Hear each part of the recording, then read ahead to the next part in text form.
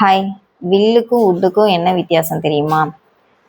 பல பேர் இந்த 2 வார்த்தைங்களையும் குழம்புவாங்க. இன்னைக்கு இதை ரொம்ப எளிமையாக பார்க்கலாம். வில் அப்படின்னா செய்வேன், செய்வார், நடக்கும்.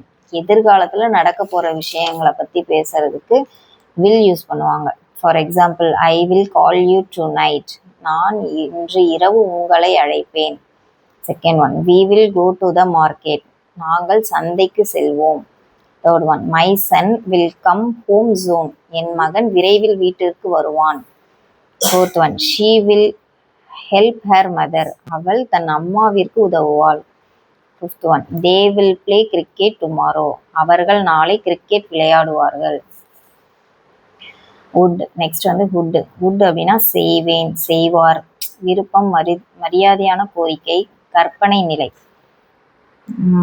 வுட் அப்படின்னா மரியாதையாக கேட்கவும் விருப்பத்தை சொல்லவும் கற்பனை சூழ்நிலைகளுக்கும் இந்த வுட்டு வந்து யூஸ் பண்ணுவாங்க. For example,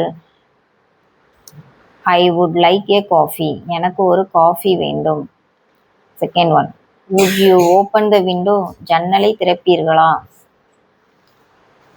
third one, would you sit here. நீங்கள் இங்கே உட்கார்வீர்களா? Fourth one, if I had a car I would drive to Chennai. என்னிடம் கார் இருந்தால் நான் சென்னைக்கு ஓட்டி செல்வேன். Fifth one, would you like to join us. நீங்கள் என்னிடம் சேர விரும்புகிறீர்களா? ஈஸி டிஃபரன்ஸ் பார்க்கலாம். வில் அப்படின்னா கண்டிப்பாக நடக்க போகும் எதிர்காலம். ஐ வில் கால் யூ, நான் உங்களை அழைப்பேன். வுட்னா மரியாதை, விருப்பம், if condition. Would you call me. நீங்கள் என்னை அழைப்பீர்களா? வில். இன்னொரு எக்ஸாம்பிள் பார்க்கலாம். வில் அப்படின்னா ஐ வில் ஹெல்ப் யூ, நான் உங்களுக்கு உதவுவேன். Next would. வுட்டில் எப்படி சொல்லலாம்?